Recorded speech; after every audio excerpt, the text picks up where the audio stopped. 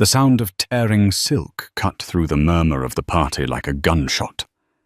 In the sudden silence, all eyes were on Eudora, standing on the stage next to her husband, Jasper, the billionaire titan.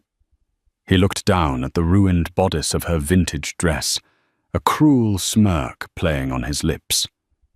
"Time for an upgrade," he whispered, for only her to hear. The crowd held its breath, expecting tears. A hasty retreat, a woman broken. They didn't know Eudora. They didn't see the ice forming in her eyes. She wasn't broken. She was being unleashed. What she did next wouldn't just end the party. It would detonate an empire. The morning of the party dawned with a sterile, oppressive perfection, much like Eudora's marriage. Sunlight filtered through the floor-to-ceiling windows of their Manhattan penthouse, glinted off surfaces so polished they seemed to hold no memory. For 5 years, Eudora had lived within these walls, a beautiful object placed just so in the grand museum of Jasper Croft's life. Jasper was a man carved from ambition and old money, the CEO of Croft Holdings, a global real estate empire he'd inherited and expanded with ruthless precision. He moved through the world as if he owned it, and in many ways he did. He had certainly come to own her. "You're wearing that?" he asked, his voice devoid of curiosity. He didn't look up from the tablet displaying a stream of stock market data. He was already dressed in a bespoke Tom Ford tuxedo, looking less like a man getting ready for a party, and more like a predator preparing for a hunt. Eudora looked down at the dress laid out on their king-sized bed. It was a deep emerald silk, a vintage piece from the 1950s that she had painstakingly restored herself. It had belonged to her grandmother, a woman of quiet strength and artistic spirit, everything Eudora felt she was losing. "I love this dress," she said, her voice softer than she intended. "It's old, Eudora. It looks sentimental. This party is about the future, not the past." He finally looked at her, his steel-grey eyes performing a swift, dismissive calculation. "Wear the diamond necklace I bought you in Geneva, and the blue gown, the one from Chanel." The blue gown was his choice, a beautiful but cold garment that made her feel like a mannequin. The diamonds were heavy, a glittering collar that always felt more like a leash. The party he'd told her was to celebrate the launch of the Olympus project, his most audacious venture, yet a multi-billion-dollar luxury development set to redefine the city's skyline. But Eudora knew with a certainty that chilled her to the bone that it was more than that. The air in their home had been thick with secrets for months. His phone buzzed on the marble nightstand, the screen lighting up. He was careless, so assured of her submission that he didn't even bother to hide it. A name flashed for a fraction of a second before he swiped it away: Isabella. A cold knot tightened in Eudora's stomach. It wasn't the first time she'd seen the name. There had been late-night texts he claimed were international business, a lingering scent of a perfume that wasn't hers on his suit jackets, amouage, a scent far too bold for Eudora's preference for subtle florals. "Who's Isabella?" she asked, the words tasting like glass. Jasper's focus didn't waver from his screen. "Isabella Ricci. She's the CEO of Ricci Innovations, a key investor in the Olympus project. You'll meet her tonight. Be polite." The casualness of his lie was more painful than a slap.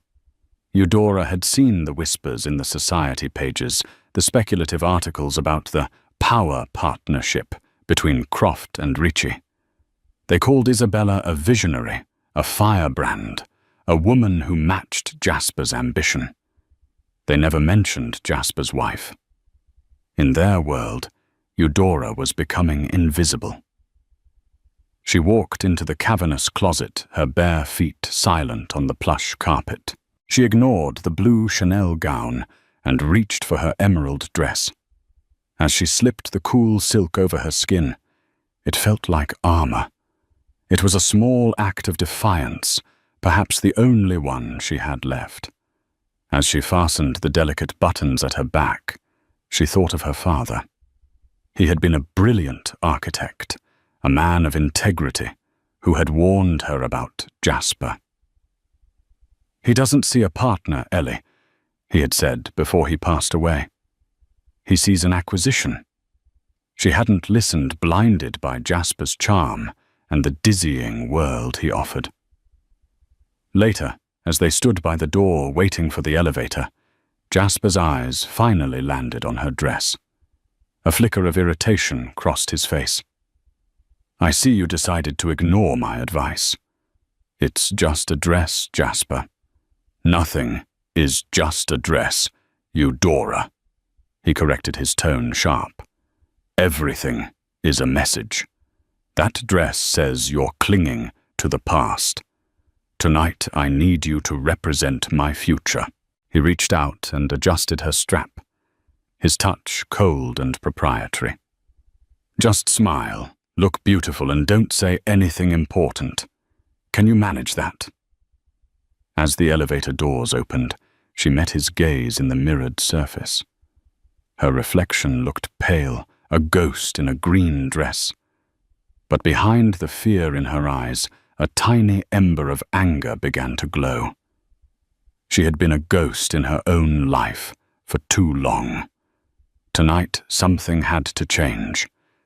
She just didn't yet know that Jasper himself would provide the match to set her world on fire.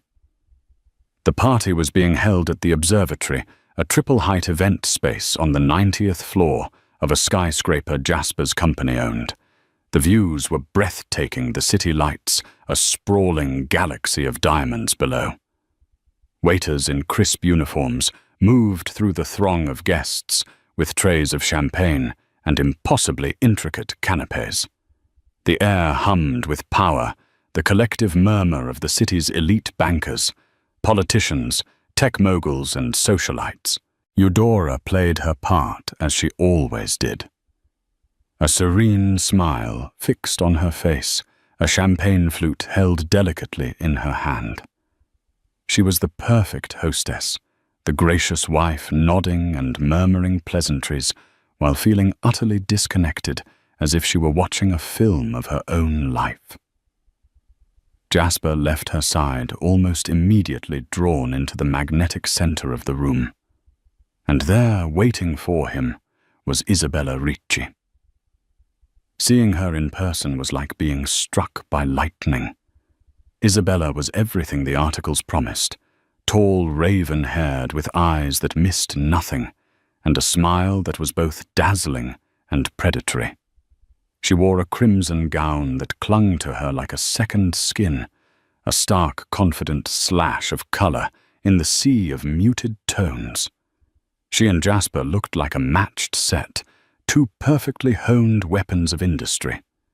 Eudora watched them from across the room. She saw the way Jasper's hand rested on the small of Isabella's back, a gesture of casual intimacy that was more damning than a kiss. She saw the way they leaned in to speak, their heads close together, sharing secrets in a room full of people. They were a team, and Eudora was the inconvenient secret that hadn't yet been disposed of.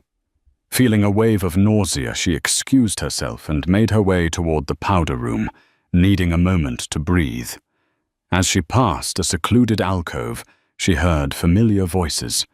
It was two of the board members' wives' women, who had always treated her with a cloying, condescending sweetness. "Can't believe he brought her here tonight," one of them, Beatrice, whispered. "It's one thing to have a bit on the side, but to parade her in front of everyone. And his wife, it's just cruel." "Jasper doesn't care about cruelty. He cares about power," the other Margaret replied. "Isabella Ricci isn't just a fling."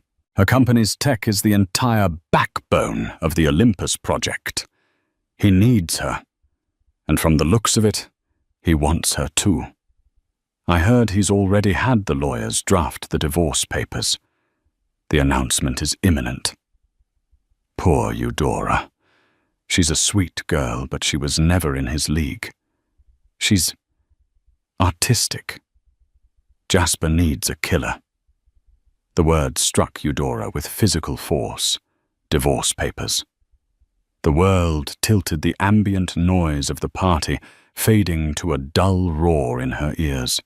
She leaned against the cold wall, steadying herself. It wasn't just a suspicion anymore. It was a pre-written ending to her story, an ending in which she was simply edited out. She returned to the party, but something inside her had irrevocably shifted. The shock was crystallizing into a cold, hard clarity. She looked at the powerful people in the room, the ones who smiled at her with pity, and she realized they were not her judges. They were just an audience.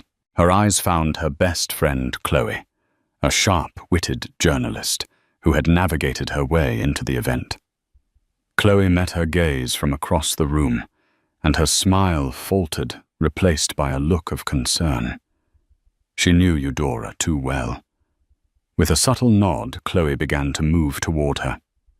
"I need to get into Jasper's office," Eudora whispered urgently when Chloe reached her side. "His private office. Here in this building."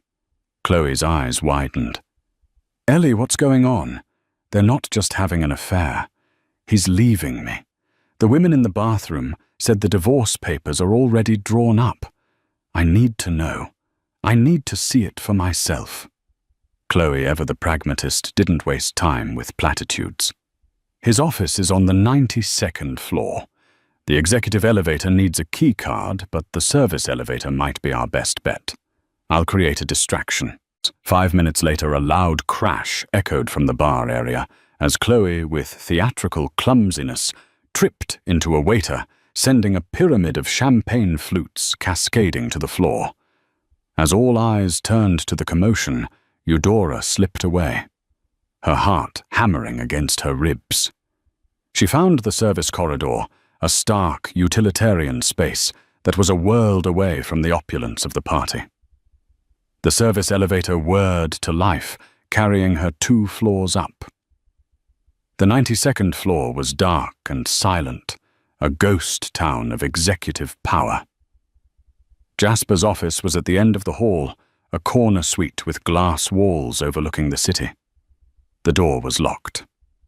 Panic seized her for a moment, but then she remembered the emergency code he used for everything his father's birthday. She punched in the numbers. The lock clicked open. The office was a monument to Jasper's ego, a massive mahogany desk, abstract art that cost more than a house and a faint scent of his expensive cologne. She went straight to the desk. She didn't know what she was looking for, but she would know it when she saw it. In the bottom drawer beneath a stack of blueprints was a locked leather portfolio. Her hands trembled as she tried the same code. It opened. Inside, nestled between financial projections for the Olympus project, was a thick folder from Jasper's personal attorney. The first document was a draft of a divorce settlement. It was brutal. It cited a non-disclosure agreement she'd signed years ago, offering her a pittance to walk away quietly and disappear. The second document was a prenuptial agreement. But it wasn't for her. It was for Jasper Croft and Isabella Ricci. But then she saw it. Tucked behind the legal documents was another set of papers, something that didn't belong. It was a separate ledger detailing a series of wire transfers. Money was being moved from Croft Holdings' main pension fund into a shell corporation registered in the Cayman Islands. The same shell corporation that was providing the initial undisclosed funding for the Olympus project. He wasn't just replacing his wife. He was stealing from his own employees to fund his new empire with his new queen. The sheer breathtaking arrogance of it stole her breath away. This wasn't just infidelity. This was a federal crime. Her phone buzzed. It was Chloe. "They're starting the speeches. He's looking for you." Eudora took out her phone.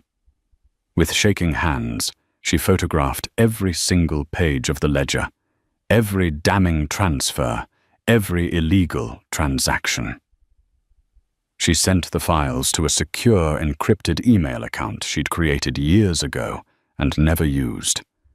As she placed the portfolio back in the drawer, she saw her reflection in the dark glass of the window. The frightened, heartbroken woman was gone. In her place was someone she barely recognized. Her eyes were dark with a purpose she had never known. Jasper had made a fatal mistake. He thought he was married to a piece of art, fragile, beautiful, and silent. He was about to find out he was married to a woman who now had the power to burn his world to the ground. Returning to the party was one of the hardest things Eudora had ever done. The elevator ride down felt like a descent from the cold, clear heights of truth back into the perfumed deception of the gala. Every smile directed at her felt like a lie, every polite inquiry a veiled insult. But the evidence on her phone was a physical weight in her purse, a secret power that steadied her nerves. Jasper found her near the grand staircase, his face a mask of irritation. "Where have you been?" "The speeches are starting. I'm about to announce the final funding partner." He glanced at Isabella, who stood a few feet away, radiating triumphant confidence. "This is the most important night of my career, Eudora. Try to look happy for me." The condescension in his voice, which once would have made her shrink, now fanned the flames of her rage. She gave him a slow, serene smile. "Of course, Jasper. I wouldn't miss it for the world." Her calmness seemed to unnerve him more than tears would have. He watched her for a moment, a flicker of confusion in his eyes, before turning and striding toward the small stage that had been set up at the front of the room. Eudora knew she couldn't do this alone. Exposing Jasper required more than just evidence. It required a strategy. There was only one person she could trust, a man who despised Jasper's brand of corporate corruption as much as her own father had Arthur Vance. Arthur was a legend, figure in the city's financial landscape, a former titan of industry who had served on the Croft Holdings board for decades out of loyalty to Jasper's father. He had retired a few years ago after a bitter falling out with Jasper over his aggressive, ethically questionable business practices. Arthur had always been kind to Eudora, seeing in her a reflection of the integrity her father had possessed. She found him by the windows observing the party with a look of weary disdain. He was an older man, with a shock of white hair and eyes that had seen everything. "Arthur," she said, her voice low, "I need your help." He turned, and his expression softened when he saw her. "Eudora, my dear, I was sorry to hear about your father. This must be difficult for you." "It's more difficult than you know," she said, her voice trembling slightly. "Jasper is not the man you think he is. He's not even the man his father was." Arthur gave a short, humorless laugh. "I am well aware of that. Jasper has the ambition of his father, but none of the honor. What has he done?" There, in the relative quiet of the corner, Eudora told him everything. She spoke of the affair, the divorce papers, and then the financial fraud. She showed him the photographs on her phone. As he scrolled through the images of the ledger, his face grew darker and darker, his jaw tightening with a cold fury. "The pension fund," he whispered, his voice thick with disgust. "He's gutting the employees' retirement to fund this vanity project. He's leveraging the futures of thousands of families for his own glory. This is monstrous. I know, Eudora said, but I don't know what to do. If I go to the press, his lawyers will bury me. If I confront him, he'll destroy me. Arthur looked from the phone back to her face, and for the first time that night, Eudora saw not pity, but profound respect in someone's eyes. You have your father's courage, Eudora, and his intelligence. You haven't come to me for tears. You've come to me for a weapon. He paused, his gaze sweeping the room, before landing on Jasper, who was now laughing with a group of investors. Jasper's greatest weakness, Arthur said, is his arrogance. He believes he is untouchable. He needs to be brought down, not in a quiet boardroom, but in front of the very people whose admiration he craves. He needs to be publicly humiliated. A plan began to form between them, spoken in urgent, hushed tones. Arthur knew the inner workings of the company, the key players, the regulatory bodies. He knew exactly which investors in the room had the most to lose and who would turn on Jasper the fastest. He's going to make a grand speech, Arthur strategized. He will praise his own genius, and then I suspect he will announce Isabella Ricci not just as a partner, but as the cornerstone of his new vision. That's his moment of triumph, and that is when you will strike. How? Eudora asked, her heart racing. He will try to silence you, but I will make a call. The evidence you have is enough for the SEC to act. By the time you're done speaking, it will be too late for him to spin the narrative. The truth will be out. He gave her a firm, reassuring look. But you must be the one to deliver the blow. It has to be you. The idea was terrifying. To stand up in front of this powerful crowd, to confront the man who had controlled her life for so long, it seemed impossible. But then she thought of the quiet dignity of her father, the stolen futures of the Croft employees, and the cold, smug certainty on Isabella's face. The fear didn't vanish, but it was eclipsed by a powerful, righteous anger. He's going to call me to the stage, Eudora said, a sudden, chilling premonition washing over her. He'll do it, to make a point, to show me off one last time, before he discards me. Then let him, Arthur said, his voice grim. Let him set his own stage for his own execution. He squeezed her hand. Go on now. Let him think you are the dutiful, silent wife. Let him underestimate you one last time. It will be the last mistake he ever makes. Eudora nodded, taking a deep breath. She felt as though she were preparing for battle. As she turned back toward the center of the room, she smoothed down her emerald dress. The dress he hated, the dress that represented her past. But she would wear it as she secured her future. It was no longer just a dress. It was her banner. The lights in the observatory dimmed, and a single spotlight focused on the stage. A hush fell over the crowd as Jasper Croft, radiating charisma, stepped up to the microphone. He looked every inch the conquering hero, the master of the universe. Friends, colleagues, visionaries. His voice boomed, smooth and confident. Thank you for joining me on this monumental evening. We are not just here tonight to celebrate a building of steel and glass. We are here to celebrate a new future for this city. A future we are building together. The Olympus Project is more than a name. It is a promise of innovation, luxury, and unparalleled vision. Eudora stood near the edge of the crowd, Chloe at her side, for moral support.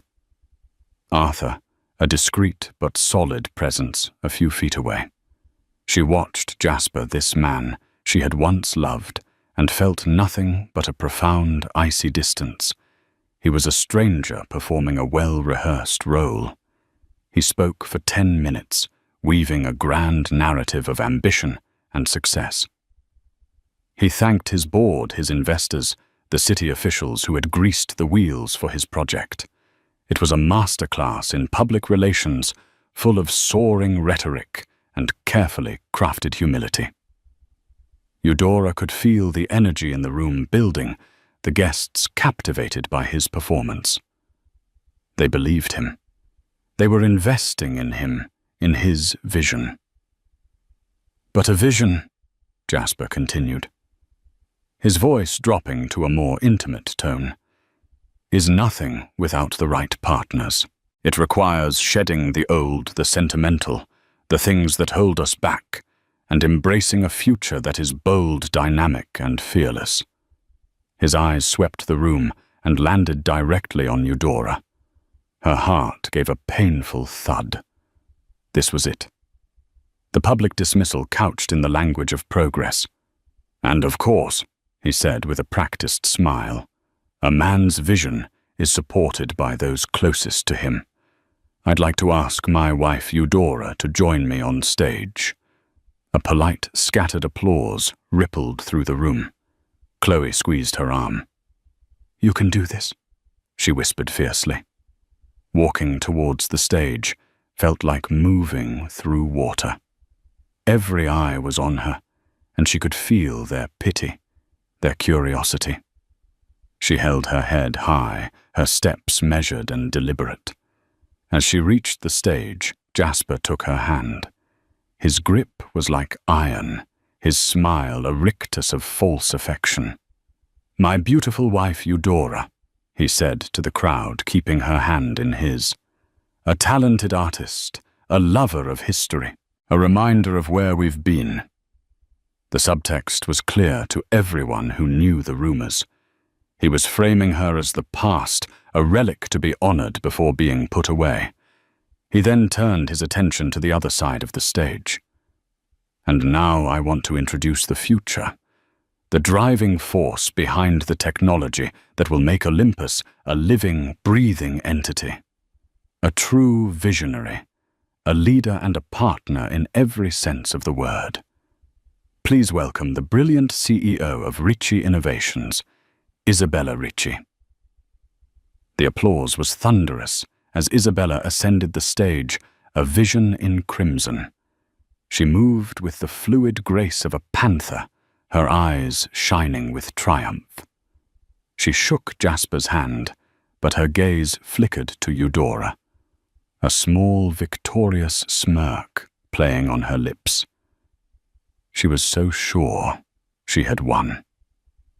The three of them stood on the stage, the husband, the wife, and the mistress, a perfect volatile tableau of betrayal.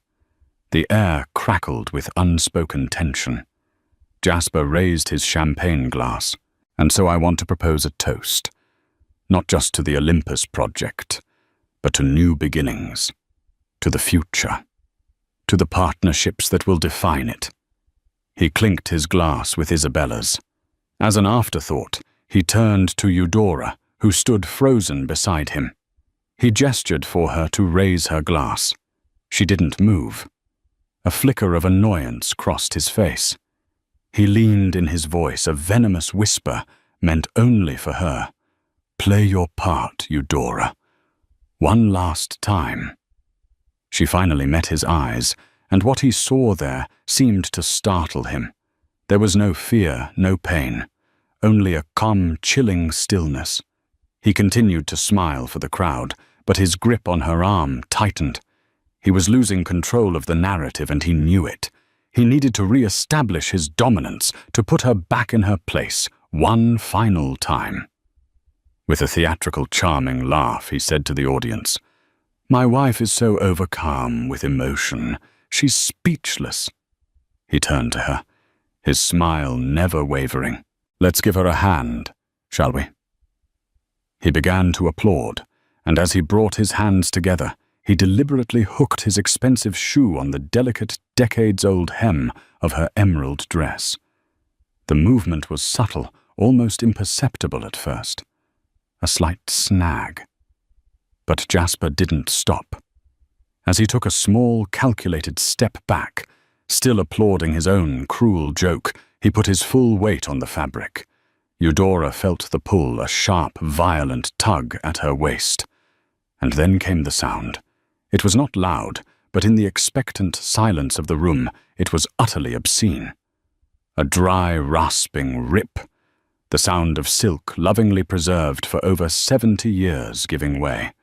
It tore from the hem all the way up to her hip, the vintage fabric surrendering with a finality that echoed the destruction of her marriage. A collective gasp swept through the observatory. The polite smiles froze on the faces of the guests. The applause died instantly. Everyone stared mesmerized by the quiet horror of the moment. The emerald dress, her armor, her banner hung in tatters around her, a jagged line of ruin exposing her leg from ankle to thigh. Isabella Ricci's triumphant smile faltered, replaced by a flicker of shock, and beneath it, a sliver of smug satisfaction. This was the ultimate humiliation, a public branding of Eudora, as used, discarded, and broken. Jasper looked down at the torn dress, then back up at Eudora's face. The charming mask fell away for a second, revealing the naked contempt beneath. He leaned in close, his breath warm against her ear, his whisper a drop of pure poison. "See, I told you that old thing was fragile. Time for something new." He expected her to crumble. He expected tears, a choked sob, a hurried, shameful exit from the stage, leaving him and Isabella as the victors. It was the scene he had written in his mind, the perfect, brutal end to their chapter. But Eudora did not cry. She did not run. She stood perfectly still for a long moment, the torn silk fluttering around her in the conditioned air. She looked down at the ruined dress, the last tangible piece of her grandmother of her past. A profound and terrible calm settled over her. Jasper hadn't just torn a piece of fabric. He had torn away the last vestiges of the timid, compliant woman she used to be. He had ripped open the cage, and now she was free. A slow, deliberate smile touched her lips. It was a terrifying smile, holding no warmth, no humor. It was the smile of a person who had absolutely nothing left to lose and everything to gain. The crowd watched, utterly bewildered by her reaction. Jasper's smirk faltered. This was not in his script. He had expected a victim. He was facing a survivor.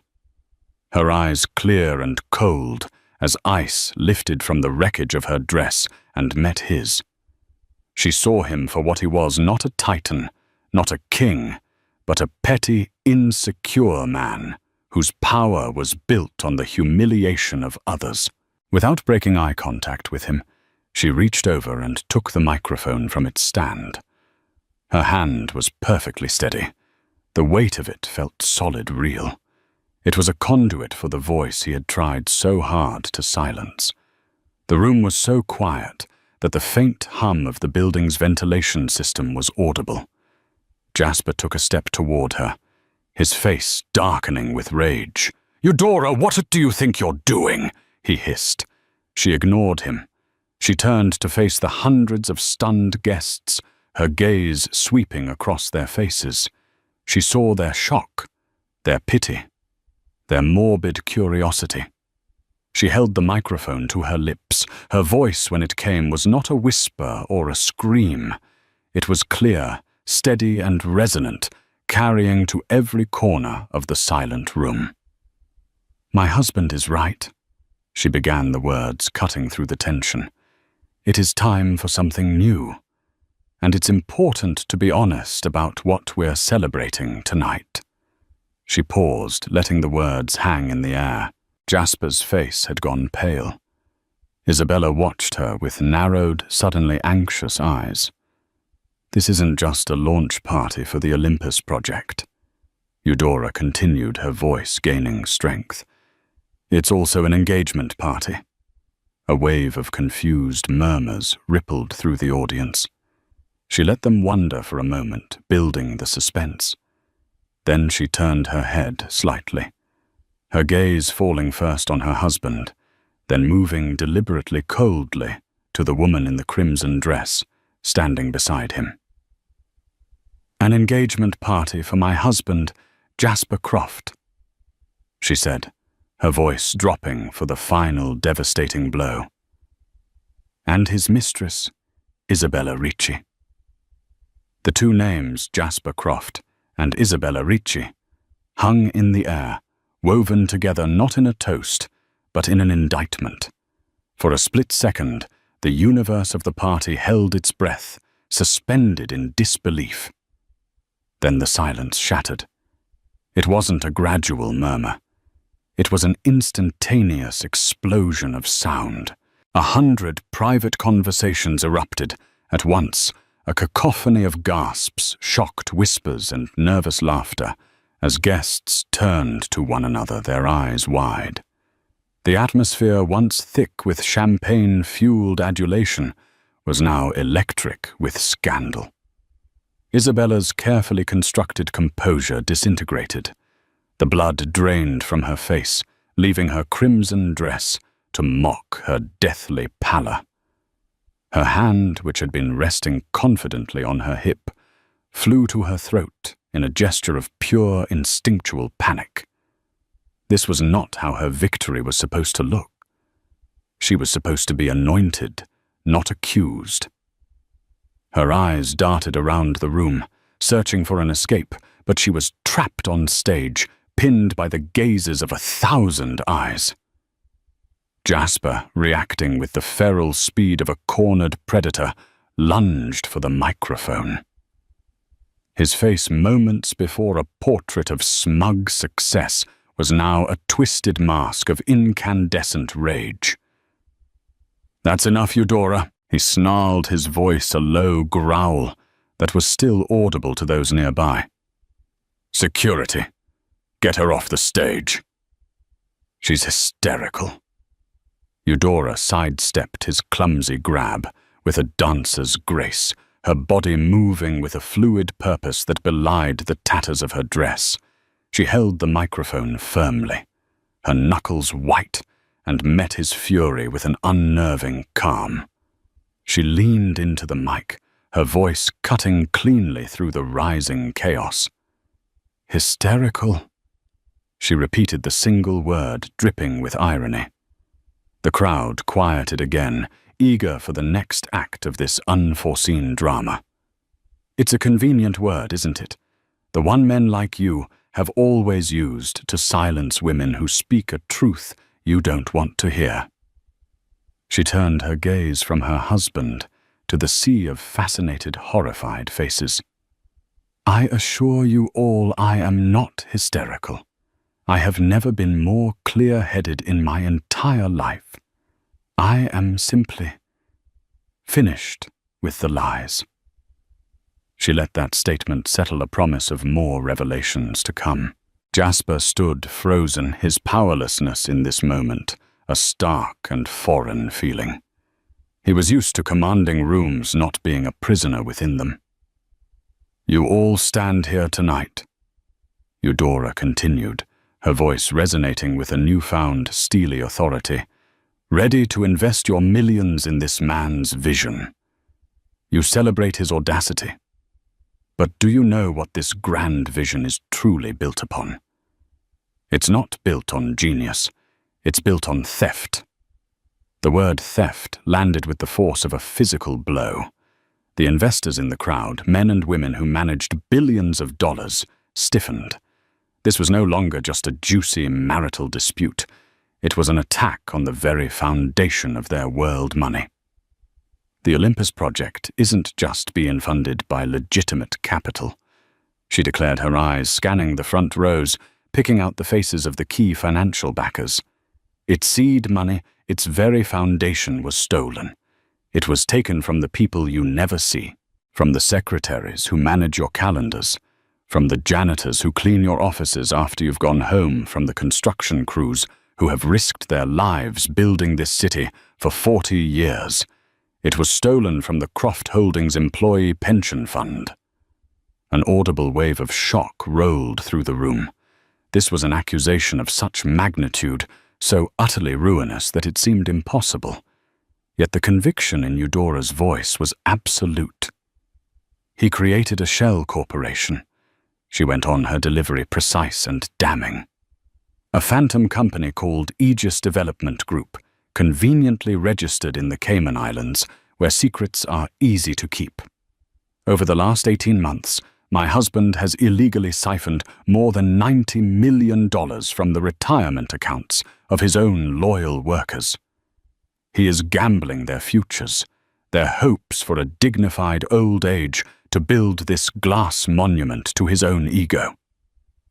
Jasper finally found his voice, shouting over her lies. These are the desperate, pathetic lies of a scorned woman. But his denials were drowned out by the rising tide of panic. An investor in the front row, a notoriously ruthless hedge fund manager named Marcus Thorne, bellowed, "Answer the question, Croft. Is this true? Did you use the pension funds?" Before Jasper could formulate a response, a calm, authoritative voice spoke from the edge of the crowd. Arthur Vance, his white hair gleaming in the spotlight's glare, stepped forward. Every head turned towards him. His reputation for integrity was legendary, his word as good as gold. "She is telling the truth," Arthur stated, his voice steady and grave. The room fell into a dead silence. As a former board member with oversight privileges, I was alerted to certain discrepancies. What Eudora has uncovered is horrifyingly accurate. The evidence is irrefutable, and I have already taken the liberty of forwarding a complete file to the Securities and Exchange Commission and the District Attorney's Office. It was a death sentence. The mention of the SEC was the final nail in the coffin. Chaos erupted anew, but this time it was laced with fear. Investors were scrambling, pulling out their phones, furiously texting their lawyers and brokers. Shouts of "fraud" and "I'm ruined" echoed through the opulent hall. The party was over. The feeding frenzy had begun. Amid the pandemonium, Eudora had one last piece of business. Her gaze moved from Jasper's ashen face to Isabella, who was trying to inch away from the stage to melt back into the crowd like a phantom. "And you, Isabella!" Eudora's voice rang out, a final piercing note that froze the other woman in place. Isabella turned slowly, her face a mask of pure terror. "Don't think you're just the other woman in this story. Your innovative company's initial investment was the first installment of that stolen money laundered through your accounts. You knew exactly where the money was coming from. You're not just a mistress, you're a co-conspirator."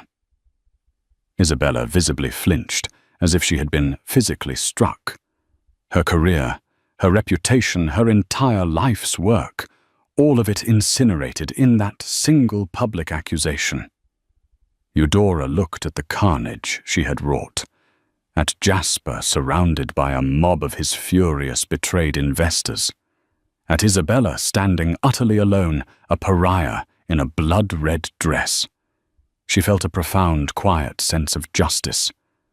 Her work was done. She let the microphone fall from her hand.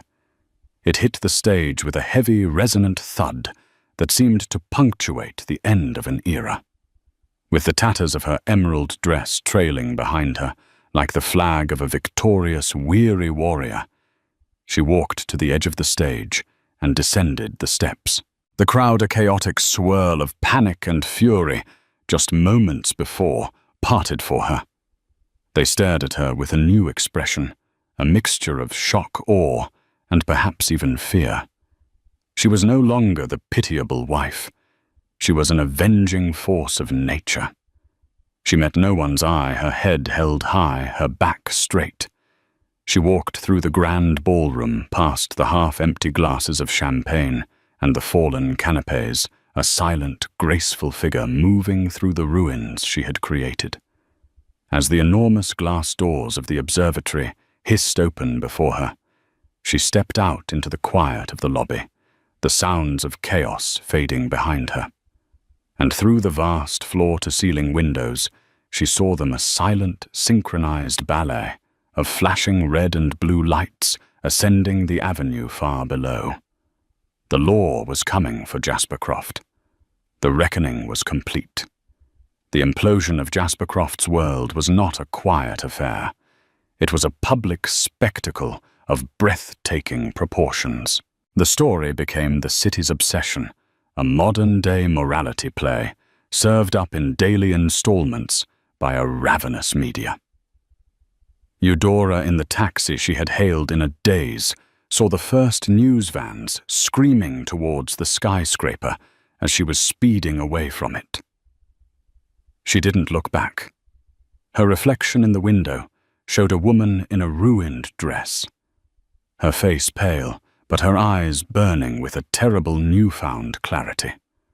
By the time her flight to Florence was ascending over the Atlantic, the name Eudora Croft was on the lips of millions transformed overnight, from a footnote in society pages to the heroine or villain depending on the headline of a corporate drama. She landed in Italy, a ghost deliberately untethering herself from the life that had nearly suffocated her. She didn't watch the news or read the papers, but the fallout was impossible to escape entirely. Headlines screamed from newsstands. She passed on her way to the market. Croft CEO arrested for pension fraud. The all caps a testament to the scale of his hubris. Another showed a grainy photo of Isabella Ricci being escorted from her office by federal agents, her face a mask of disbelief. The Mistress and the millions. Ricci Innovations implicated. The Olympus project, once hailed as Jasper's magnum opus, became a tombstone, a half-started construction site entangled in litigation and ruin. For Eudora, Florence was a sanctuary. She rented a small, airy apartment in the Oltrarno district, a place with terracotta floors and a balcony that overlooked a jumble of ancient rooftops. Here, the only empire that mattered was the one built by the Medici, the only scandal centuries old, immortalized in marble and oil paint. The first few weeks were a blur of sleep and silence. The adrenaline that had carried her through that night finally receded, leaving behind a profound exhaustion. She was unlearning the constant low-level fear she had lived with for years, teaching her muscles to unclench her breathing, to deepen. Slowly, she began to emerge. Her days found a new rhythm, dictated not by a social calendar, but by her own soul's quiet longing. She would wake with the morning sun, buy fresh bread and peaches from a local market, and then lose herself in the city. She spent hours in the Uffizi Gallery, sitting before Botticelli's Primavera, not as an art historian analyzing technique, but as a woman relearning the language of beauty and grace. She rediscovered the simple, profound joy of her passion. In the quiet halls of the Laurentian Library, surrounded by Michelangelo's architecture and the scent of ancient paper, she felt a connection to something larger and more enduring than Jasper's fleeting fragile power. She was not Jasper Croft's wife. She was Eudora, a scholar, a lover of art, a person whole and separate. The trial was a distant storm she monitored from the calm of her Florentine haven. Sitting in a small cafe, the aroma of espresso mingling with the sweet Tuscan air, she would read the updates on a small laptop. She read about Jasper's arrogance in the courtroom, his attempts to paint her as an unstable, vengeful liar. But the evidence was irrefutable, a cold, hard chain of numbers and transactions that told a story of greed and betrayal no lawyer could spin. When the verdict came in, guilty on all counts, a sentence of 20 years in federal prison, Eudora felt no surge of triumph, no satisfying thirst for vengeance quenched. There was only a quiet, somber finality. It was the closing of a heavy book, its last page written. She closed her laptop, paid for her coffee, and walked to the Arno River. Feeling the sun on her face, a free woman. Months later, a thick envelope forwarded by her discreet lawyer in New York arrived at her post office box. She recognized Jasper's aggressive, slanting handwriting immediately. Her first instinct was to throw it unread into the river. But she knew she had to face this last ghost. Sitting on a stone bench in the Bobol de Boli Gardens, surrounded by the scent of roses and cypress, she slit it open. The letter was 12 pages of undiluted narcissism. It was a masterpiece of manipulation, a testament to a man utterly incapable of introspection. He never once apologized. Instead, he blamed her, the bored Arthur Vance, the jealous media. He wrote of his own suffering in prison, the indignity of it all. He recounted their early days together, twisting shared memories into a narrative of her inadequacy and his generosity. The final pages were the most delusional, a desperate, pathetic plea for her to use her newfound fame, to advocate for him, to help him appeal, to tell the world it was all a terrible mistake. "We were a team, Ellie," he wrote. "You owe me this." Eudora read the last line, and a small, humorless laugh escaped her lips. He still didn't get it. He never would. He saw her not as a human being he had wounded, but as a possession that had rebelled. She carefully folded the letter, walked to the Ponte Vecchio as the sun began to set, and lit a corner of the pages with a match. She held it until the flames nearly licked her fingertips, then dropped the burning curling paper into the river below. She watched as the last glowing embers hissed and vanished into the dark, flowing water, taking the final remnants of her past life with them. 2 years after that night, London was a city alive with a crisp autumn energy. In a chic, minimalist gallery in the Mayfair district, Eudora was the center of a captivated audience. The Gallery Provenance was hers. She had built it from the ground up, pouring her inheritance and her soul into creating a space renowned for its integrity and expertise in authenticating and restoring historical art. She moved with an easy, understated confidence, dressed in a simple, elegant black dress, her only jewelry, a pair of pearl earrings her father had given her. She was speaking to a small group of clients about a 17th century painting her firm had just rescued from obscurity. Her voice was passionate, her knowledge encyclopedic, her love for her work radiating from her.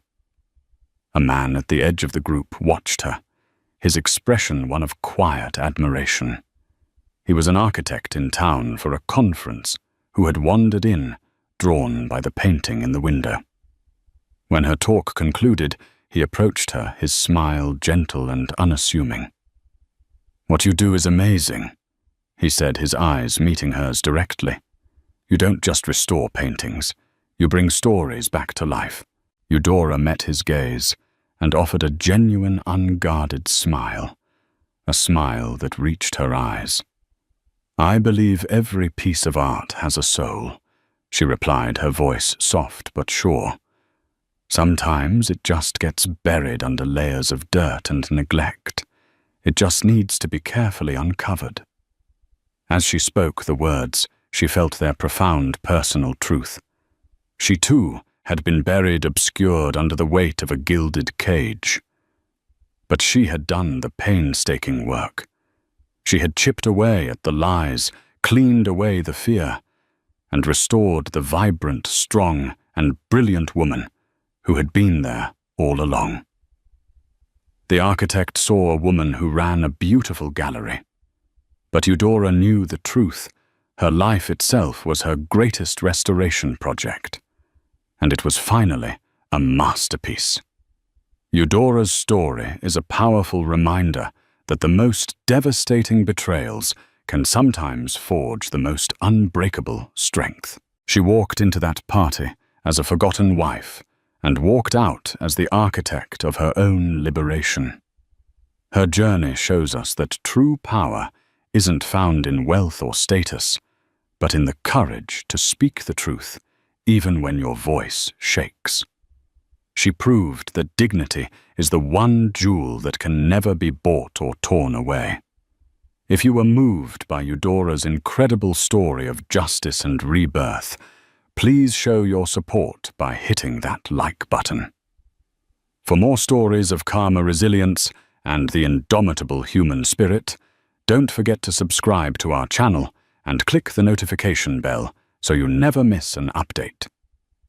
What did you think of Jasper's public downfall? Share your thoughts in the comments below. We love hearing from you. Thank you for listening. What happens when a man who has everything forgets where he came from? Morgan Thorne, a self-made CEO, stood on top of the world. He had $1 billion company, the respect of the city, and a quiet, supportive wife, Amelia, whom he treated as little more than a background decoration. At his own gala, he mocked her simplicity, her lack of ambition, unaware that her silence wasn't weakness. It was a cage. He was about to find out that his quiet wife's family wasn't just wealthy. They were the ones who owned the cage. This is the story of how one arrogant man's greatest triumph became his public execution, all because he underestimated the woman beside him. The penthouse smelled of glass cleaner and old money, a sterile combination that Amelia Thorne had never gotten used to. From their 80th floor apartment overlooking Central Park, New York, was a silent, glittering map. It was a view that cost more than most countries' GDP, and tonight it felt like a prison. Amelia was adjusting the clasp on a simple pearl necklace. The pearls were real, of course. They had belonged to her grandmother. They were understated, glowing with a soft, creamy luster against the dark navy silk of her Brunello Cucinelli gown. It was a dress that cost $12,000, but it was designed to look like it cost nothing at all. That was the way Amelia preferred it. Quiet, unassuming. "Are you still wearing that?" Morgan Thorne's voice boomed from the dressing room. He didn't enter her space. He projected into it. He emerged, already fastening the buttons on a ludicrously flashy Tom Ford blazer. It was velvet with a pattern that seemed to shimmer with its own importance. "It's a gala, Amelia, not a funeral," he said, adjusting his $100,000 Richard Mille watch. "My company is receiving the Pinnacle Award. I'm the man of the hour. Can you at least look like you're married to the man of the hour and not the help?" Amelia's fingers paused on the pearl. She met his eyes in the reflection of the floor-to-ceiling window. He was handsome, she supposed. 10 years ago he had been electric. When she first met him, he was just Morgan, a brilliant, hungry engineer with a blueprint and a dream. She had fallen in love with that hunger, that raw ambition. She had believed in him. Now that hunger had been satiated, replaced by a gluttonous, swaggering arrogance. He was CEO Morgan Thorne, the titan of Thorne Dynamics, a man who believed his own press releases. "I like this dress, Morgan," she said, her voice soft as always. "You like it?" He scoffed, walking over to the bar to pour himself a 2-finger measure of Macallan 30. "It's plain. It's beige. Just like everything you choose. Look at Isabella Vance. She'll be there tonight. She'll be wearing Versace or Schiaparelli. She'll look like she belongs." Amelia's stomach tightened. Isabella Vance, the new COO of his company. A woman with shark's eyes and a resume as sharp as her stilettos. Amelia had seen the way Morgan looked at Isabella. She had seen the late-night texts he thought he was hiding the board meetings in Zurich. "I don't want to look like Isabella," Amelia said, turning to face him. "I want to look like myself." Morgan drained the scotch in one gulp and slammed the crystal tumbler down. "That's the problem, isn't it? Yourself is boring. Yourself is this quiet, mousy little thing that makes people wonder how I ended up with you. You're dragging me down, Amelia. Tonight, just smile. Stand next to me. Look impressed, and don't talk to the reporters. You always manage to say the wrong, simple-minded thing." He didn't wait for a reply. He grabbed his phone. "The car is downstairs. Chloe is already there." Chloe, his 25-year-old executive assistant, who also Amelia knew booked his business trips with Isabella. The entire company was a nest of his enablers. Amelia took a deep breath, the scent of expensive whiskey and his even more expensive cologne stinging her nostrils. She remembered a tiny apartment in Brooklyn 10 years ago. They were eating cheap pizza on the floor, mapping out his business plan on a napkin.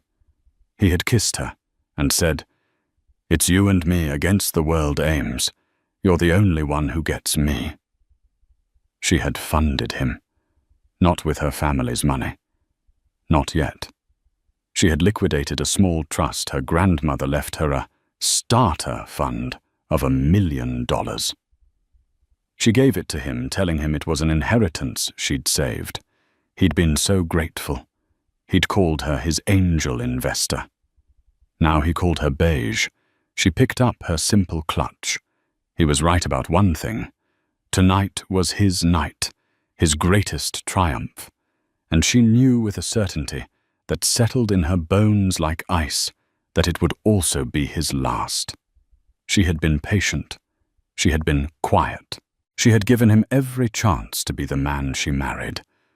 But that man was dead. "I'm ready," she said, her voice betraying nothing. As she walked past him, he grabbed her wrist, his grip too tight. "And Amelia, that necklace, it's quaint, but it makes you look like your grandmother. Try to live in this century. I'm building the future, and you're stuck in the past." He let her go, wiping his hand on his pants, as if her skin had left a residue. Amelia simply looked at the red mark on her wrist, then at the pearls. Her grandmother, she thought, had owned shipping lines. She had negotiated trade deals that built nations, and she had warned Amelia about men like Morgan. "You're right, Morgan," she said, walking into the elevator. "The past has a way of catching up." He didn't hear her. He was already on the phone, laughing at something Chloe said. The Metropolitan Museum of Art was unrecognizable. Thorn Dynamics had rented out the entire Temple of Dender wing for the Pinnacle Award gala. The ancient temple was bathed in electric blue light, the company's logo projected onto the reflecting pool. It was the definition of hubris, a tech company's logo plastered over 2 millennia of history. Morgan was in his element. He strode into the room like a Roman emperor, his hand not in Amelia's, but on the small of her back, guiding her like livestock. Cameras flashed. Reporters, mostly from fawning business journals he'd courted, shouted his name. "Mr. Thorne, a word about the quantum leap AI. Morgan over here. How does it feel to be the king of New York?" He lapped it up, giving sound bites about disruption and legacy. Amelia stood beside him, her smile a perfect polished mask. She was the ideal prop, the silent, adoring wife. He would occasionally pat her hand, a gesture of patronizing ownership. "She's my rock," he told a reporter from Forbes. "Couldn't do it without her. Simple, steady support." As soon as the main scrum of reporters dissipated, he dropped the act.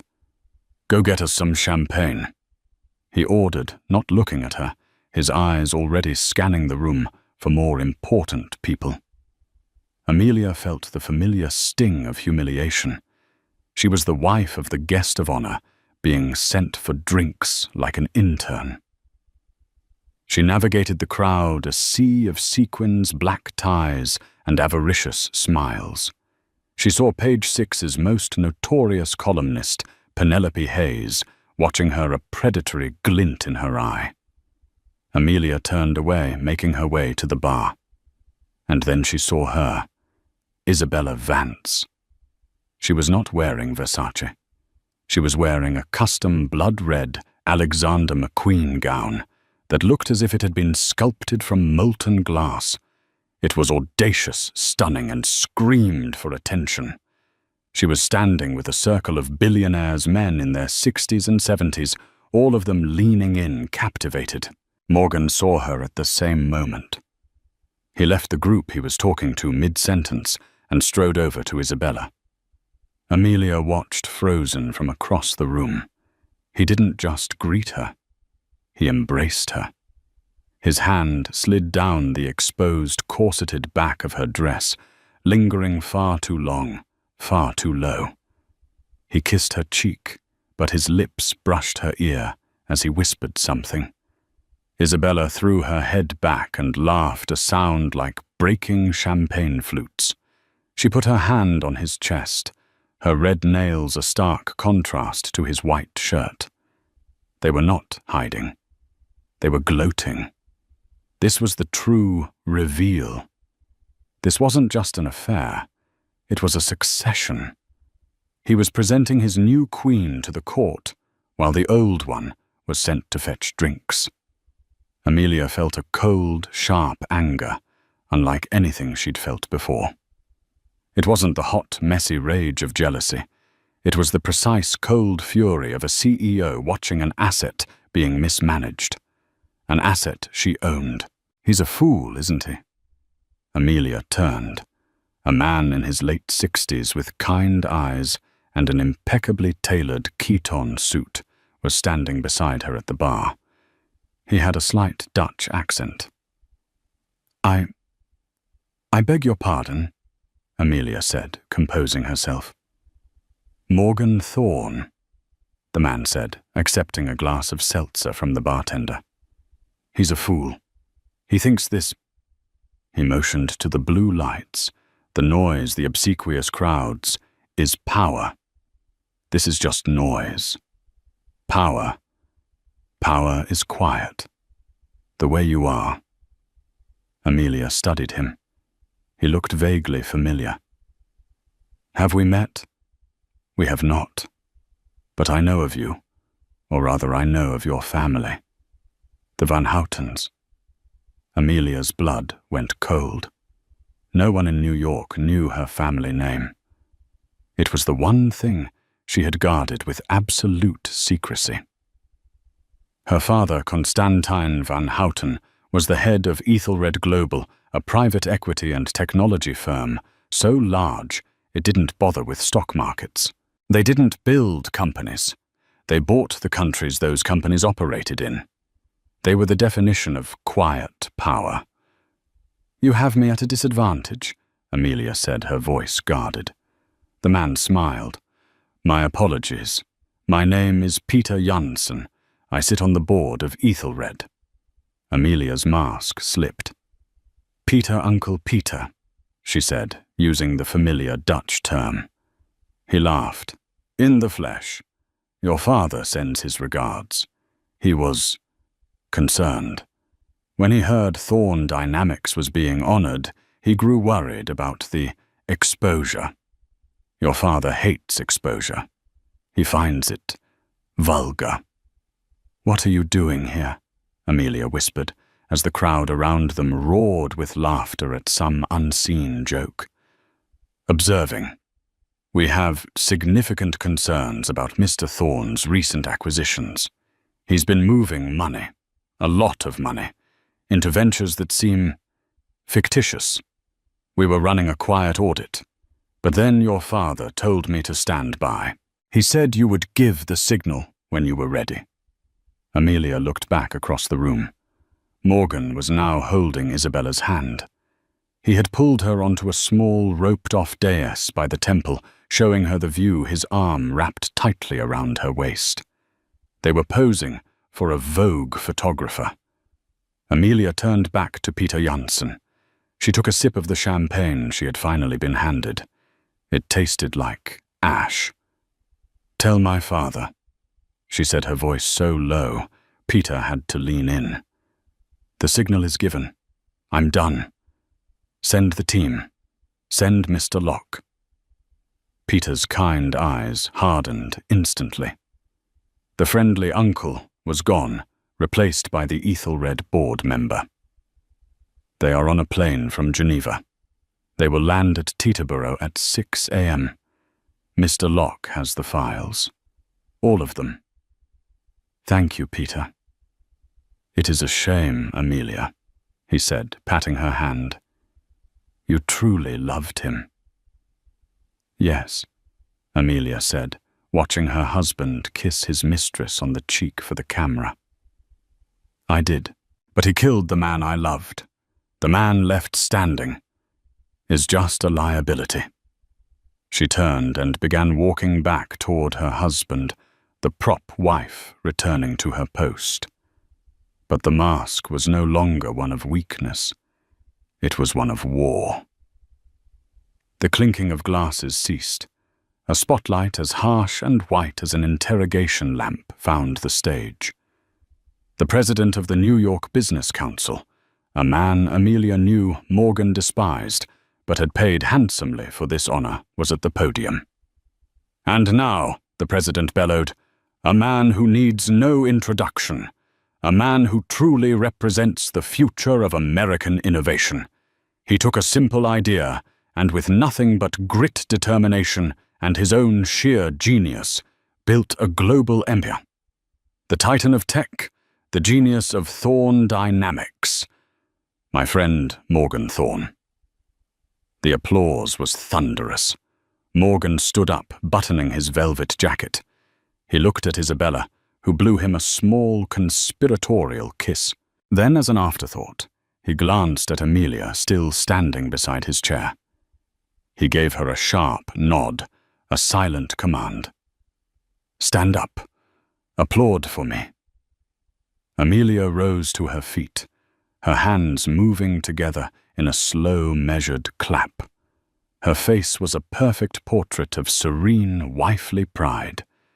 Inside, she was a block of Antarctic ice. Morgan bounded onto the stage, soaking in the adulation. He shook the president's hand, grabbed the heavy crystal award, and held it aloft like a conquering hero. The cameras flashed, capturing the image of triumph he had so desperately craved. "Thank you, he said, his voice aided by a microphone filling the ancient hall. "Wow, what a night." He set the award down, leaning into the podium with a practiced, casual arrogance. "They say I'm a self-made man," he began, his voice dripping with false humility. "And they're right." Amelia watched clinically. She saw Peter Janssen across the room, by the main exit, watching Morgan like an entomologist studies a particularly distasteful insect. "I didn't come from money," Morgan continued, a lie he'd told so often, he now believed it. He came from a perfectly comfortable upper-middle-class family in Connecticut. "I didn't have a trust fund. I didn't have a family name to open doors for me." He paused for effect, letting the lie settle over the crowd of trust fund babies and heirs, all of whom nodded in solemn agreement. "I built Thorne Dynamics from nothing. From an idea on a napkin, Amelia's napkin in her apartment paid for by her trust. I did it with sweat. I did it with 100-hour work weeks. I did it by being smarter and working harder than everyone else in this room." A few nervous titters. He had insulted them, but he was the man with the award, so it was acceptable. "People told me my quantum leap AI was impossible. They said it couldn't be done, but I don't believe in impossible. I eat impossible for breakfast." The applause was weaker this time. His ego was beginning to choke the room. "But," he said, softening his tone, "no man is an island. You need a team of killers, a team that sees your vision. People like my brilliant COO, Isabella Vance." He pointed to her. Isabella stood, bathing in the secondary spotlight. She was the future Mrs. Thorne, and everyone in the room suddenly understood. The gossip was true. Amelia felt the lens of Penelope Hayes' camera swing from Isabella back to her, zooming in, searching for the crack for the tear. Amelia gave her nothing. She just smiled the same placid, empty smile. "And," Morgan said, turning back to the podium, his voice taking on a new condescending tone, "you also need support at home. Someone to handle the other things. The simple things." The room went quiet. This was not on the prompter. "My wife Amelia is here tonight." He gestured vaguely in her direction. The spotlight swung, catching her. Amelia was blinded, but she did not flinch. She was alone on an island of light, every eye in the room on her. "Now Amelia, she doesn't understand this world," Morgan said, a small, chuckling laugh in his voice. "She wouldn't know a stock option from a grocery coupon. Her world is small, simple. She's a quiet soul." Amelia could hear the whispers. How embarrassing. Did he really just say that she looks like a ghost? Morgan was on a roll high on his own power, emboldened by the award and the presence of his mistress. He was swatting away his past. "She once asked me why I work so hard. She said, 'Morgan, why can't we just, I don't know, open a small bookstore in Vermont?'" He laughed, and a few sycophants in the front row laughed with him. "A bookstore," he boomed. "I'm here building the future, and she's worried about paperbacks." He looked directly at Amelia, the spotlight creating a tunnel between them. He was not thanking her. He was dismissing her. He was publicly, brutally, and unequivocally telling her and the world that she was nothing. "But I want to thank her," he said, the final poisoned cherry on top. "I want to thank her for her simple presence, for reminding me that not everyone is built for the fight. Not everyone is built to matter. Her quiet support is a comfort, like a nice warm blanket, or a pet, maybe." The silence in the room was now deafening. Even his supporters were cringing. This wasn't a speech. It was a character assassination. Morgan, finally sensing he'd gone too far, tried to recover. "So, here's to Thorne dynamics. Here's to the future." He raised his award. The applause was scattered, pathetic. Amelia Thorne stood in the spotlight, her face unreadable. The smile had not wavered, but her eyes, had anyone been close enough to see, them were no longer the eyes of a wife. They were the eyes of a creditor. She did not wait for the spotlight to move.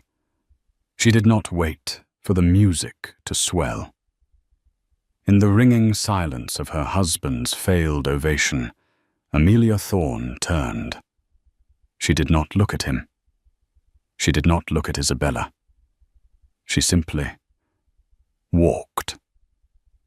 She walked out from the table, her steps silent on the thick carpet. She walked past the table of fawning journalists, past the shocked board members, past her husband's open-mouthed, furious face still trapped on stage. She walked straight toward the main exit, where Peter Janssen was holding the door. The cameras found her. The flash, flash, flash of Penelope Hayes' camera was the only sound like punctuation marks at the end of a sentence. Morgan Live microphone, still pinned to his lapel, hissed into the void. Amelia! Amelia! What the hell do you think you're doing? Get back here. But she was gone.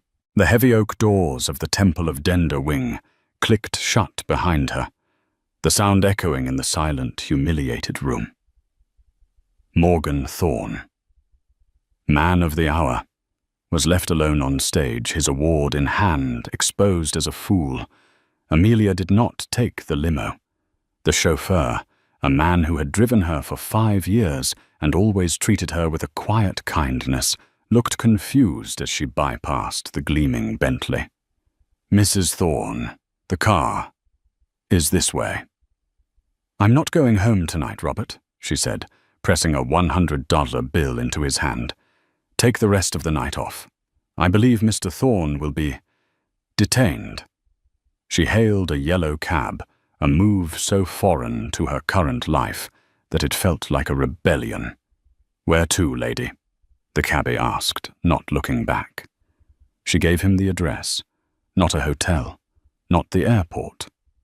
She gave him the address of a discreet, impossibly exclusive building on the Upper East Side, one that didn't appear on any maps the Ethelred consulate. It was a private residential building owned by her family's firm, reserved for visiting executives, and in this case family members in need of a fortress. Her phone began to explode. It was Morgan. One text. Where are you? You a second. You embarrassed me. You embarrassed me. A third. Get back here. Now. We have to do damage control. A fourth. Isabella is furious. You ruined my night. Then the calls started. He rang and rang and rang. She watched the screen, the name Morgan, flashing with angry pulsing light. She let it ring until it went to voicemail. Voicemail 1. Amelia. Pick up the phone. I am not playing this game. You made me look like an absolute idiot. Whatever little tantrum this is, it's over. Get back to the penthouse. We will talk. She deleted it. The cab pulled up to a grey stone building with no markings, only a heavy, polished black door. 2 men in dark, severe suits stepped out of the shadows before she had even paid. They were her family's security. Welcome home, Ms. Van Houten, one of them said, opening the cab door. The name Ms. Van Houten felt like a splash of cold, clean water. She entered the lobby. It was silent, decorated with a single massive Mark Rothko painting, and nothing else. Her father's taste. Another call from Morgan. She let it go to voicemail. Voicemail 2. His voice was different. The rage was gone, replaced by a tight, controlled panic. The reporter Penelope Hayes must have published her article already. The headline was probably Brutal Thorne's quiet wife walks out on humiliating speech. Amelia, listen. I don't know what got into you. I was joking. It was just a little roast. You know, for the crowd. You're too sensitive, you're overreacting, but you're making a scene. The board is asking questions. You're making the company look unstable. You're making me look unstable. Call me. We can fix this. Just call me. She deleted it. She was shown to a suite that was larger than her first apartment with Morgan. A fire was already crackling in the hearth. On a heavy mahogany desk, a secure satellite phone was waiting. She picked it up and dialed a number from memory. It rang once. Amelia. Her father's voice, Constantin Van Houten, was calm and clear from Geneva. Father, she said, Peter called me. You are safe. I am safe. I'm at the consulate. Good. Mr. Locke and the team's plane is wheels down at Teterboro. They are refueling and will be with you in 90 minutes. They have the preliminary audit. It's worse than we thought, Amelia. What did he do? she asked, sinking into a leather chair that smelled of old books and power. He didn't just borrow against your initial investment. He's been defrauding his own company. Systematically. For 2 years. He's been using Thorn Dynamics as a personal piggy bank to fund a series of personal projects with Ms. Vance. So the company is a shell? Not yet, her father said, his voice hard. The core technology, the quantum leap AI, is sound. Brilliant even. That's the asset. But the company's financials, they're a work of fiction. He's been cooking the books to inflate the valuation for a new round of funding. He was planning to take the new money, cash out his original shares, and leave the new investors holding an empty bag. Amelia felt sick. He wasn't just leaving me. He was leaving everyone. Yes, a true sociopath. He thinks he's the smartest man in the room. Amelia looked into the fire. He's not even the smartest man in his own marriage. A rare, dry chuckle from her father. Indeed. Mr. Locke has the full package. The wire transfers, the offshore accounts in the Caymans, the documentation of his relationship with Ms. Vance, which I am sorry to say was being funded by corporate accounts. He bought her a condominium at 15 Central Park West with R&D money. Amelia closed her eyes. The humiliation was deep, but the rage was deeper.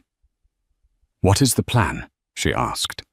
"Locke will present 2 options, a quiet divorce and his silent removal, or a public crucifixion. The choice is yours, my dear. It is, after all, your company." "My company. Of course. Your $1 million angel investment. That was from the Van Houten Generation Trust. It came with our standard Founders Clause. You are not just an investor, Amelia. You are the primary stakeholder." He just never read the fine print. He was too excited by the money. Amelia almost laughed. The ultimate irony. He'd called her simple, and he had signed his entire empire over to her before he'd even built it. Her personal phone buzzed again. A new text from Morgan. "Amelia, I'm at the penthouse. Where are you?" "This isn't funny. I've been trying to log into our joint accounts. The access is denied." "What did you do?" "Amelia, pick up the phone. My corporate card was just declined." She smiled a thin, cold smile. Mr. Locke's team was already working. The cage door was swinging shut. "Amelia." Her father's voice came over the satellite line. "I'm here, Father." "What is your decision?" "A public crucifixion," Amelia said without hesitation. He wanted the spotlight. He wanted to be the king of New York. "I'm going to make him famous." "Very good," Constantine said. "Locke will meet you at Thorn Dynamics, 9 a.m. I suggest you get some rest. Tomorrow, you become CEO." Morgan Thorne had not slept. He sat in the dark penthouse, the glittering New York skyline now mocking him. He had spent the night alternating between blind panic and narcissistic rage. He'd called his CFO. No answer. He'd called his bank.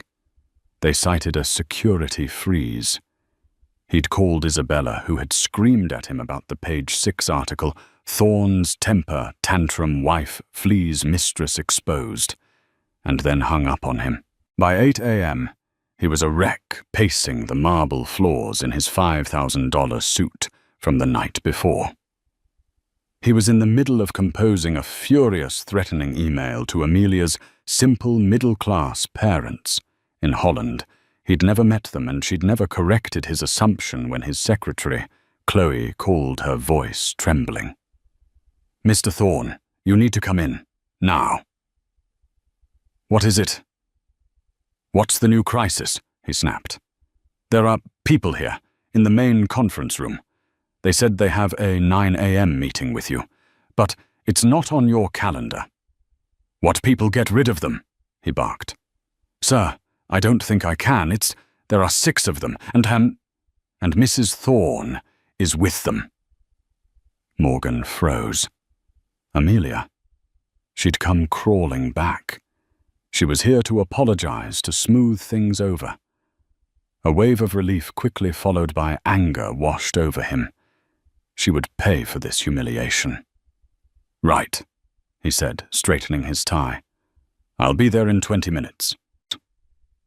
He strode into the lobby of Thorne Dynamics, his company, his empire, at 8:52 a.m. The employees stared at him, whispering. The page 6 article was on every screen. He ignored them, marching straight to the executive floor, to the glass-walled main conference room.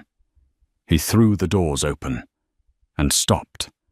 Amelia was there, as Chloe had said, but she was not the woman from last night. The quiet navy blue silk was gone. She was wearing a razor-sharp custom Armani pantsuit in a severe charcoal grey. Her hair was pulled back into a tight, formidable chignon. Her quaint pearls were gone, replaced by a single modern diamond pendant that he knew instinctively cost more than his car. She was standing at the head of the table, not sitting, and she was not alone. Flanking her were 6 people. They all wore the same uniform, dark, impossibly expensive suits, and expressions of utter reptilian coldness. They looked, Morgan thought, with a jolt like executioners. "Amelia?" Morgan began, trying to summon his bravado. "This little stunt is over. You've had your fun. You made your point. Now tell your friends to leave. We have a company to save." Amelia looked at him. Her eyes were empty of any emotion he recognized. "They're not my friends, Morgan," she said, her voice not soft but clear and projecting like a CEO's. "They're my lawyers." An older man with silver hair and a face that looked carved from granite stepped forward. He placed a heavy leather-bound portfolio on the table. "Mr. Thorne," the man said. His voice was a low, precise rumble. "My name is Harrison Locke of Kensington & Locke in Geneva and New York. We represent Mrs. Amelia Van Houten Thorne. Or, as you may know her, Amelia Van Houten." Morgan blinked.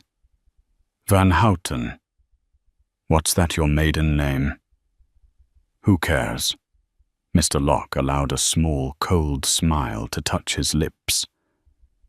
"Mr. Thorne, are you familiar with our client, Ethelred Global?" Morgan's blood turned to ice water. Everyone knew Ethelred. They were the shadow bank of the world, a private multi-trillion-dollar firm that bought and sold governments before breakfast. They were a myth, a boogeyman for Forbes articles. What does Ethelred have to do with this?" he stammered. "Amelia," Mr. Locke said, gesturing to her, "is Amelia Van Houten. Her father is Constantine Van Houten, the chairman and sole proprietor of Ethelred Global. Her family is Ethelred." Morgan looked from Locke to Amelia, his mind refusing to process the information. You told me your family owned a tulip farm." "A common misconception," Amelia said, her voice cutting. "My great-grandmother bred a rare tulip. The patent for that tulip was the seed money for the firm in 1888. You assumed simple. You never asked." But, Morgan was sputtering, a drowning man, searching for a life raft. "Mitt Thorne." Locke continued, tapping the portfolio. "Let's get to the agenda. This is a petition for divorce." He slid one document across the table. "A divorce." Morgan laughed, a high-pitched, hysterical sound. "You'll get nothing. The prenup is ironclad. You signed it. What's mine is mine. What's yours is yours, and you, my dear, have nothing." "On the contrary," Amelia said, "I have everything." Mr. Locke slid a second document over. "This, Mr. Thorne, is the original seed funding agreement for Thorne Dynamics, the anonymous angel investment of $1 million you received 10 years ago. It was, in fact, an investment from the Van Houten Generation Trust, registered to Amelia." Locke pointed to a paragraph on page 40. "And this is the Founder's Clause you signed without reading. It stipulates that in the event of gross negligence, criminal misconduct, or a morality violation, such as, say, a very public documented affair, the primary stakeholder, Ms. Van Houten, has the right to assume majority control and voting rights of the entire company. Instantly." Morgan stared at the paper. He remembered the agreement. He'd been so desperate for the cash he'd barely glanced at it. You tricked me," he whispered. "You tricked yourself," Amelia replied. "You assumed I was stupid. You assumed I was poor. You built your entire life on a lie, Morgan. The lie that you were the smartest man in the room." Suddenly the conference room doors burst open. Isabella Vance marched, in her face a mask of rage. "Morgan, what is going on?" "My corporate cards are shut off. Security won't let me into my office, and who the hell are these people?" She stopped when she saw Amelia, who was now smiling. A genuine, terrifying smile. "Miss Vance, perfect timing," Amelia said. "Please join us. We were just getting to your part." Isabella Vance looked from Amelia's cold smile to Morgan's ghost-white face. Her bravado faltered. She had walked into an ambush. "Mr. Locke," Amelia prompted, taking a seat at the head of the table as if it were her throne. "Please continue." "Ms. Vance," Mr. Locke said, not even looking at her. He addressed the file. "We have also filed a suit against you personally, for conspiracy to commit fraud and for misappropriation of corporate funds." "Fraud?" Isabella shrieked, clutching her Hermes Birkin bag. "That's insane. I'm the COO. I saved this company's Q3. "You looted this company," a new voice said. It was one of the other lawyers, a young, sharp woman who opened a different file. "We have here the wire transfer authorizations for $1.7 million approved by you, Mr. Thorne, and countersigned by you, Ms. Vance, to a shell corporation called IV Global Solutions. This shell corporation is registered in the Cayman Islands. Its sole proprietor is Isabella Vance." Isabella staggered, gripping the back of a chair. The lawyer continued, her voice a monotone dirge.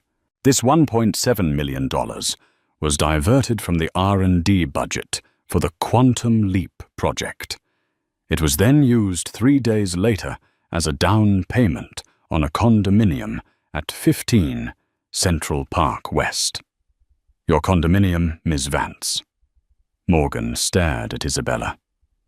You told me that was family money." Isabella's face contorted with rage.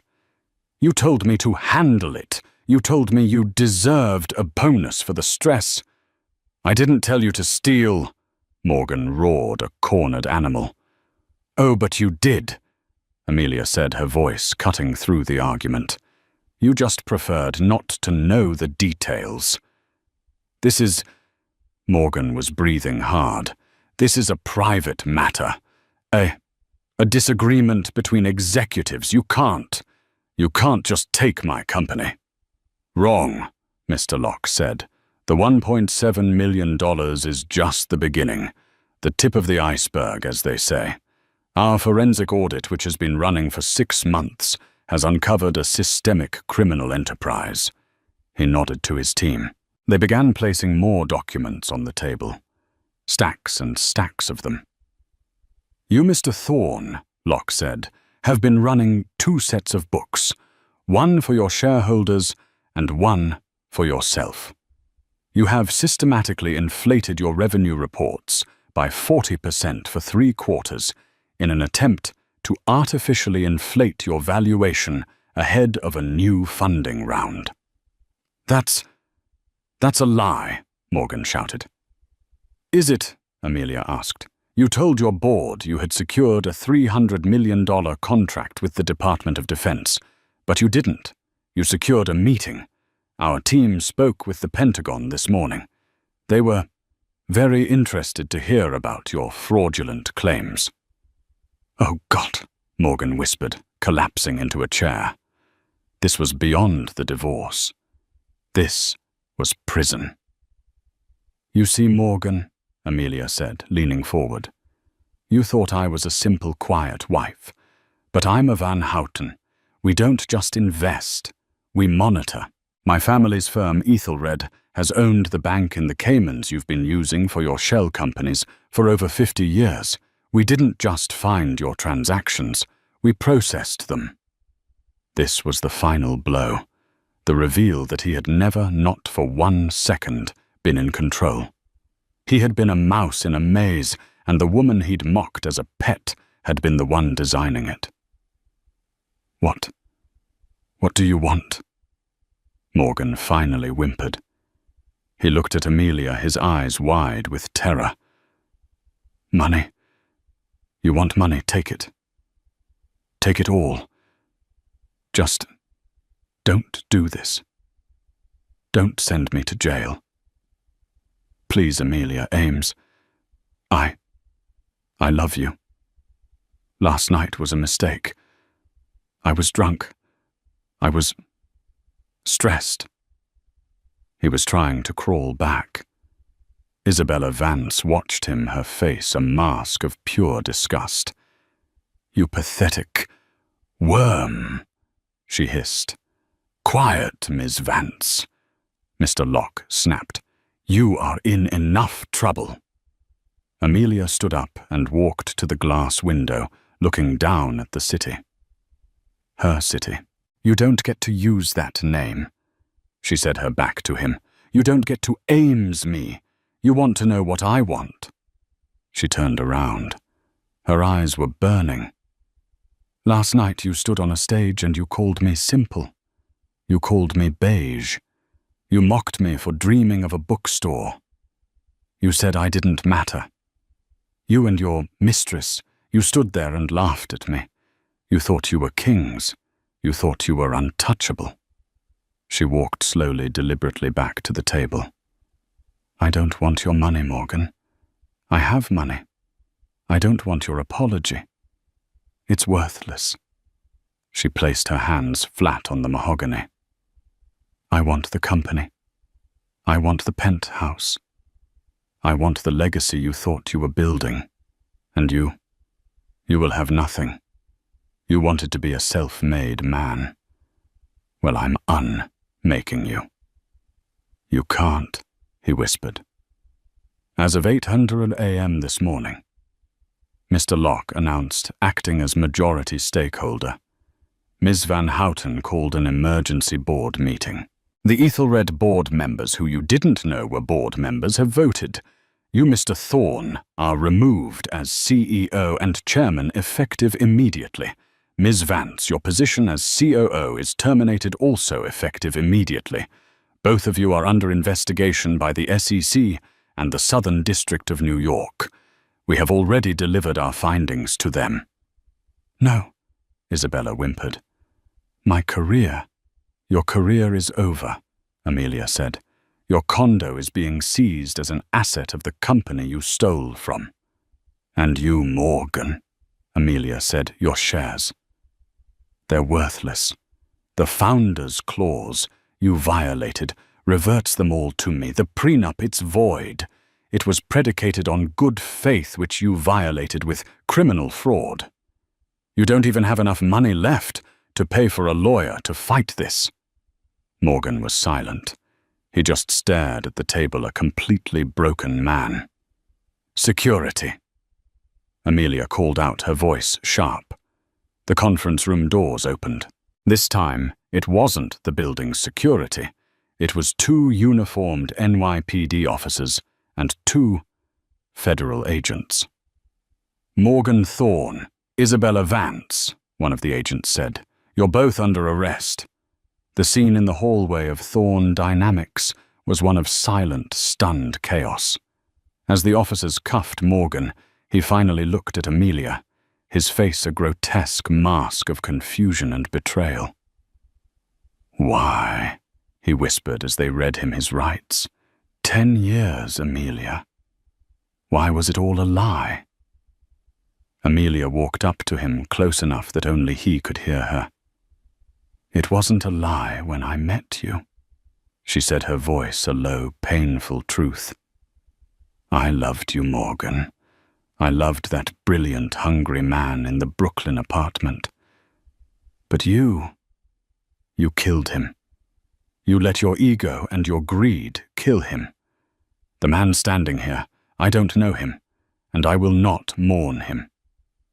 "Amelia, please," he begged, as they started to pull him away. "Goodbye, Morgan," she said, and turned her back. Isabella Vance was more defiant.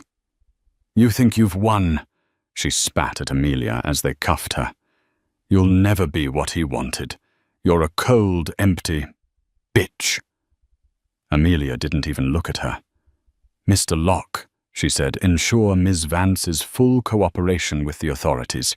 She may be able to reduce her sentence by testifying against him." Isabella's face went slack with a new dawning horror. Amelia had not only destroyed them, she was now pitting them against each other. The elevator doors pinged open. A crowd of employees had gathered their phones out, recording the King of New York being led away in handcuffs. And just as the doors opened, none other than Penelope Hayes, the Page 6 columnist, stepped out, her photographer in tow.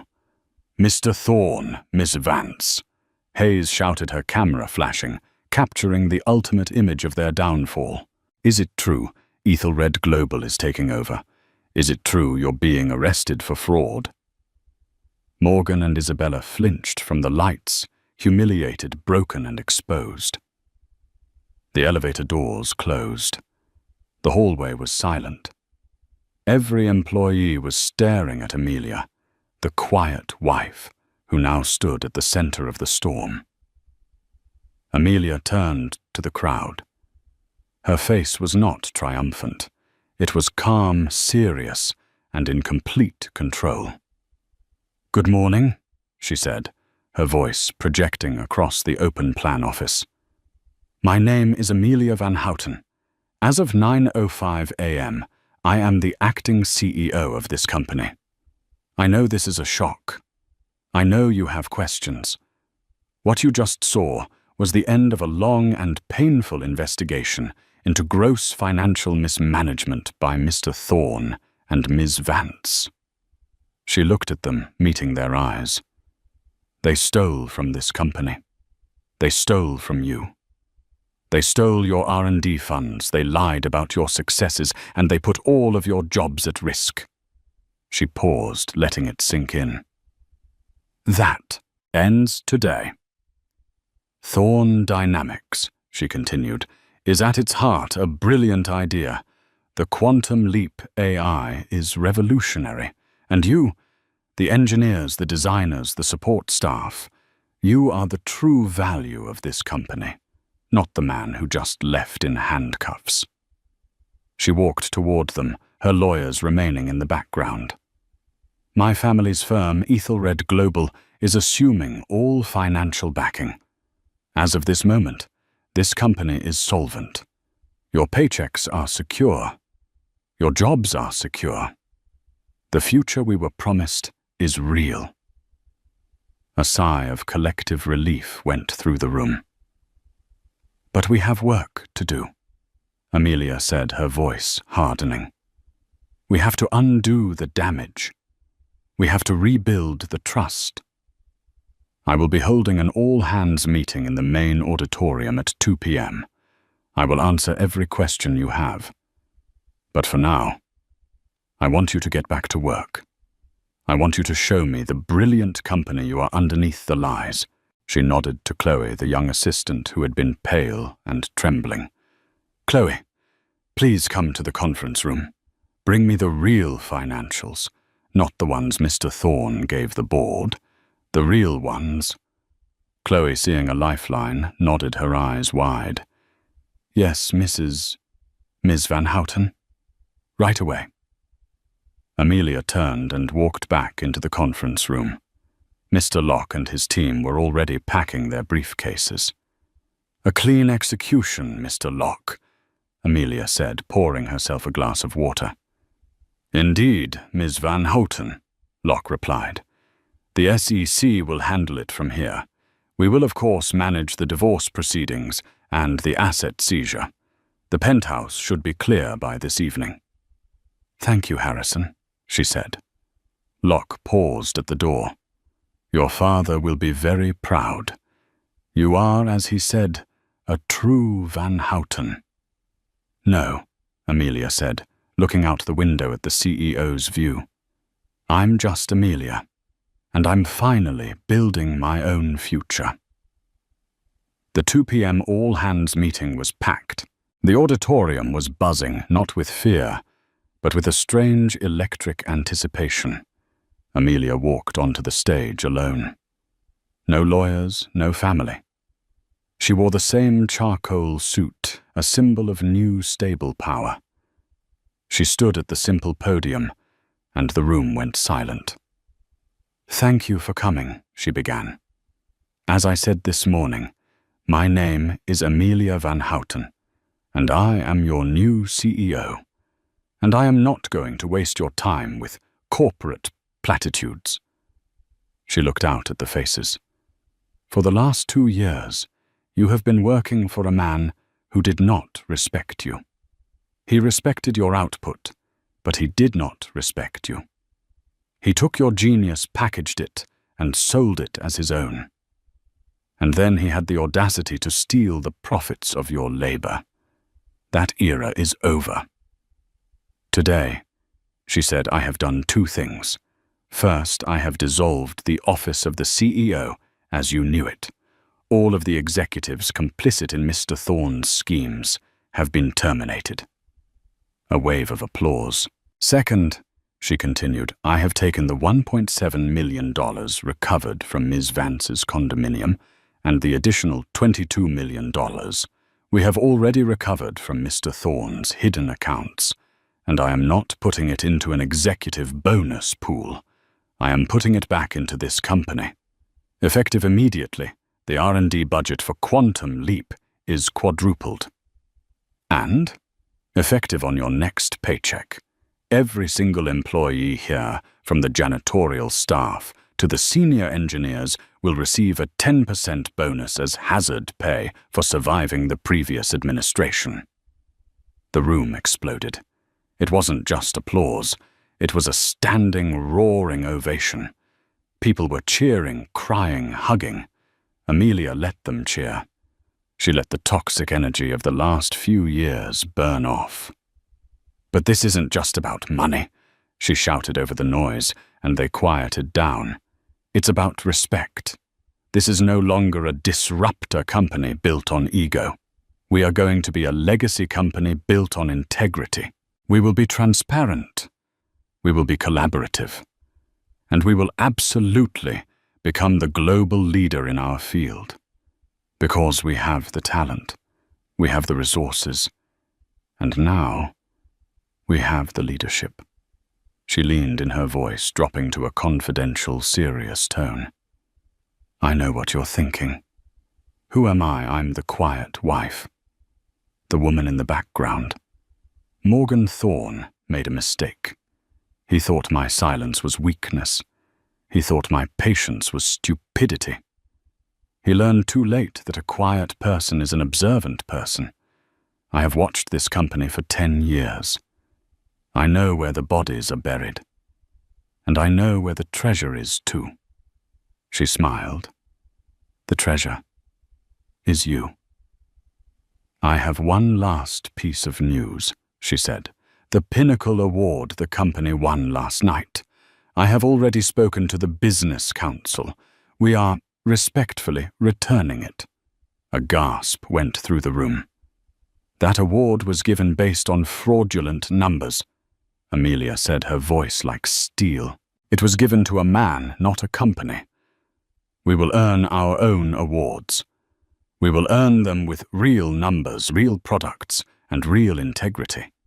The next time we are on that stage, it will be all of us, and it will be real. She stepped back from the podium. I'm done talking. My new office is the glass conference room on the 40th floor. No more ivory tower. My door is open. Now, let's get to work. She walked off the stage, not to the thunder of a forced ovation, but to the determined, powerful applause of a company that had just been saved.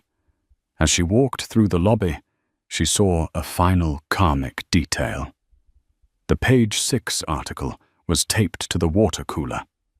The headline was devastating: from king to con CEO Morgan Thorne, arrested for fraud after wife billionaire heir Amelia Van Houten stages corporate coup. The photo, the one of him and Isabella in handcuffs, was already global. Amelia walked past it without a second glance. She had a company to run, and so the reign of Morgan Thorne, built on ego and theft, collapsed in a single day. He learned the hard way that the loudest person in the room is often the most fragile, and that true power doesn't need to shout. Amelia Van Houten, the quiet wife, proved that silence is not weakness. It is the patience of a predator, the calm of a strategist. She took back her company, her name and her future, not by screaming, but by winning. The arrogant CEO who mocked his wife ended up with nothing, while the woman he called simple now runs his entire world. This story is a powerful reminder. Never ever underestimate the quiet ones. They are the ones who are always listening. What did you think of Morgan's downfall? Was it karma or was it just business? Let us know your thoughts in the comments below. We read every single one. Thank you for watching. If you loved this story of justice and karma, please show your support. Hit that like button. Share this video with someone who needs to see it. And most importantly, subscribe to our channel for more real-life dramas every single week. Click that notification bell so you never miss a single story.